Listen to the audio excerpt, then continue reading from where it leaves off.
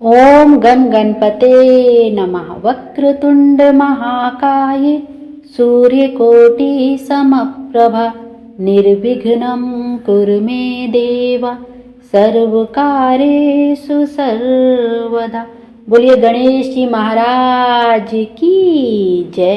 आप सभी कमेंट में गणेश जी की जय अवश्य लिखिएगा। आइए आज के वीडियो में हम विघ्नराज संकष्टी चतुर्थी व्रत कथा का श्रवण करेंगे। अश्विन माह के कृष्ण पक्ष की चतुर्थी को विघ्नराज संकष्टी चतुर्थी के नाम से जाना जाता है या संकटा चतुर्थी के नाम से भी जाना जाता है। यह व्रत भगवान गणेश जी की कृपा पाने के लिए रखा जाता है।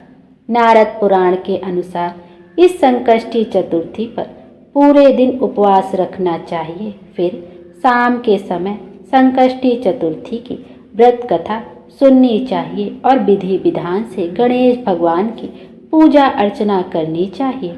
उससे जीवन के सभी कष्ट दूर होते हैं और शुभ और शुभता हमारे जीवन में आती है। मान्यता है कि इस व्रत को करने वाले व्यक्ति के जीवन में कभी किसी चीज की कमी नहीं रहती है। आइए अब विघ्नराज संकष्टी चतुर्थी व्रत कथा का श्रवण करते हैं। भगवान गणेश को स्मरण करते हुए उनके चरणों में अभिनंदन करते हुए हम कथा की ओर चलते हैं। पौराणिक कथा के अनुसार एक बार युधिष्ठिर ने भगवान से पूछा, हे कृष्ण जी, मैंने सुना है कि अश्विन कृष्ण चतुर्थी को संकटा चतुर्थी कहते हैं। हे जगदीश्वर, आप कृपा करके मुझसे विस्तार पूर्वक इस कथा का श्रवण करिए। श्री कृष्ण जी ने उत्तर में कहा कि प्राचीन काल में यही प्रश्न पार्वती जी ने गणेश जी से किया था कि हे देव, अश्विन मास में किस प्रकार गणेश जी की पूजा की जाती है, इसको करने से क्या फल मिलता है। यह सुनकर गणेश जी ने कहा, हे माता, सिद्धि की कामना रखने वाले व्यक्ति को चाहिए कि अश्विन मास में कृष्ण पक्ष की चतुर्थी की पूजा पूर्वोक्त विधि से करें। उसमें गणेश जी उनको बाणासुर की कथा सुनाते हैं। अश्विन मास की संकष्टी चतुर्थी को श्री कृष्ण तथा बाणासुर की इस कथा के अनुसार एक समय की बात है। बाणासुर की कन्या उषा ने सुषुप्ता अवस्था में अनिरुद्ध का स्वप्न देखा। अनिरुद्ध के विरह से वह इतनी अभिलाषी हो गई कि उसके चित्त को किसी भी प्रकार से शांति नहीं मिल रही थी। उसने अपनी सहेली चित्रलेखा से त्रिभुवन के संपूर्ण प्राणियों के चित्र बनवाए। जब चित्र में अनिरुद्ध को देखा तो कहा, मैंने इसी व्यक्ति को स्वप्न में देखा था, इसी के साथ मेरा पाणी ग्रहण भी हुआ था। हे सखी, यह व्यक्ति जहाँ कहीं भी मिल सके ढूंढ लाओ, अन्यथा इसके वियोग में मैं अपने प्राण छोड़ दूंगी।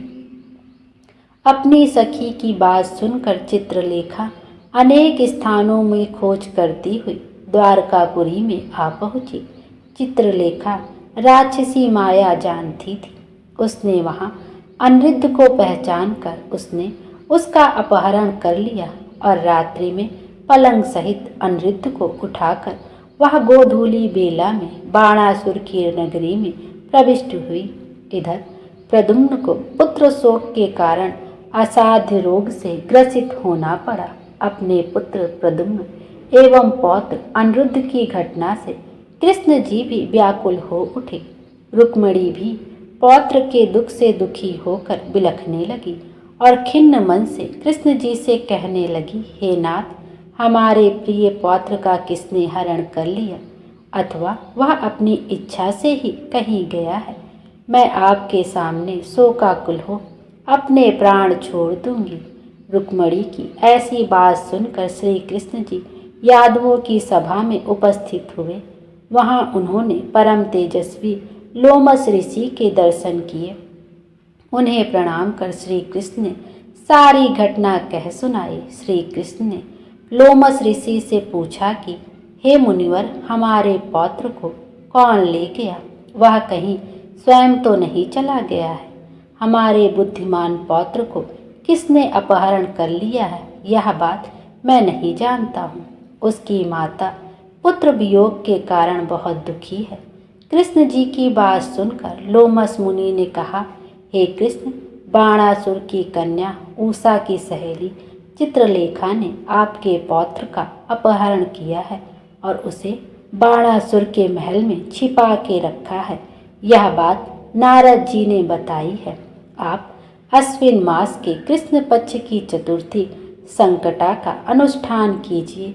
इस व्रत के करने से आपका पौत्र अवश्य ही आ जाएगा। ऐसा सुनकर मुनिवर वन में चले गए।